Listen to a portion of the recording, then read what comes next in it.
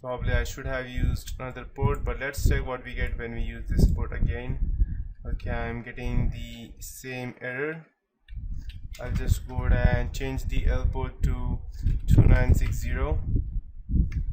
Now let's go ahead and see what's happening. Okay, the IP address is perfect. Address listening port and the execution process. Let's go ahead and try to run this one more time.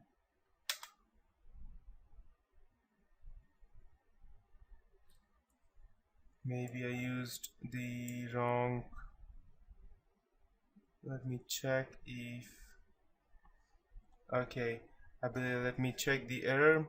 It's showing that request HTTP system executed. It's not a Win32 application. Okay, I get it. So instead of me using this payload reverse TCP, just go ahead and select that once again. Okay, I'll just go ahead and do that once more. I'll just go ahead and exit the session and I'll do that once more. Let me check.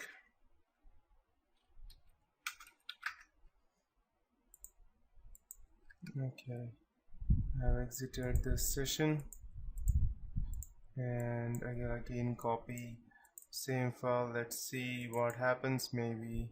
Okay.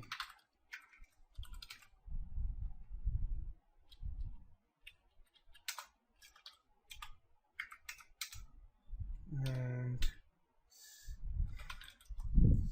just copy this specific payload and paste it over here. Okay, I already have it, so I'll just copy this, run it, and I'll just go ahead and spear phishing attack vectors.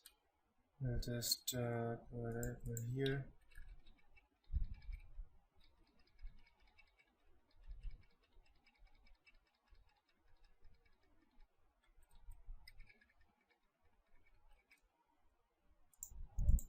So I'll just go ahead and copy all the codes that I have written over here and I'll just paste it over here.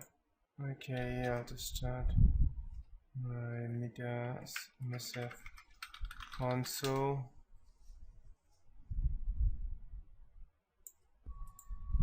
Perfect, I'll just exploit and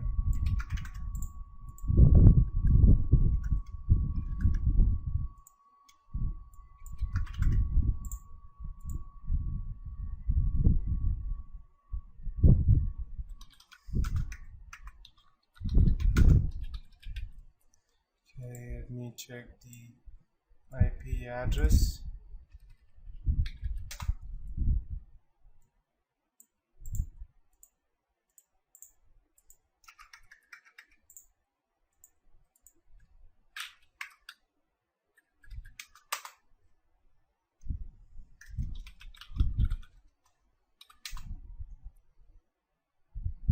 Okay, session 1 is open, so I'll just go ahead and quickly go ahead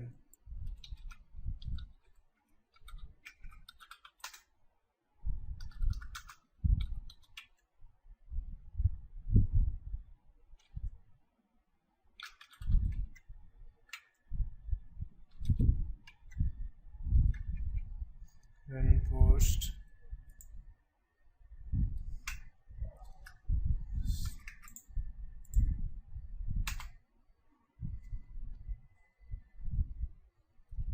Okay, I'm at admin right now.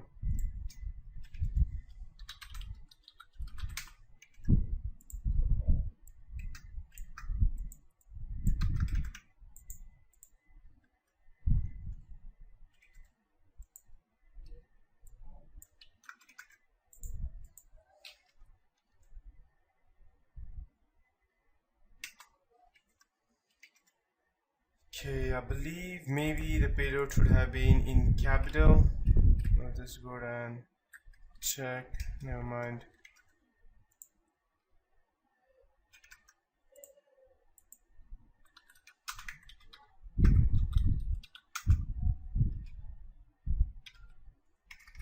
Total for 4.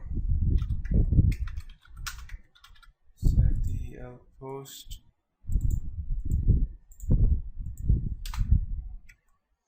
And let's see.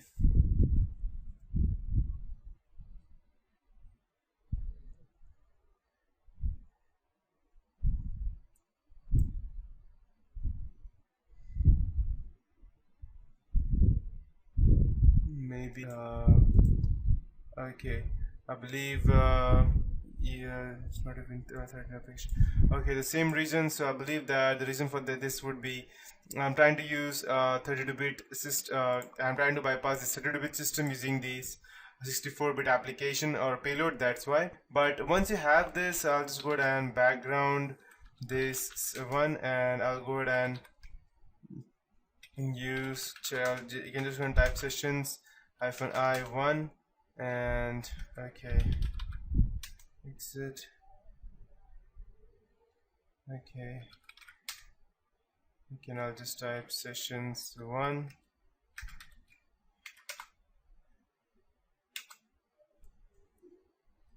Okay, perfect. So what I could do, I could just go ahead and try to go ahead and dump the hash. Once you go ahead and gain access, you can probably go ahead and try to go ahead and create a different payload file. The reason being that I created a payload file which is of 64-bit, but I have this a 32-bit application, this 32-bit Windows system. That's why I just checked it over here. The reason it gave me it's not a valid Win32 application, and this is a 32-bit system file, whereas I was running this payload which is 64-bit. So you can just simply go ahead and run this hash dump example, and as soon as you go ahead and use this hash dump, then it will straight away go ahead and actually dump all the hashes that you have, and it will go ahead and automatically decrypt it and give you the exact password that you had. So that would be it for this tutorial. In the next tutorial, I'll actually go ahead and teach you how we could go ahead and crack Windows 7 password hash file with the proper method, as well as the Linux password without messing it up.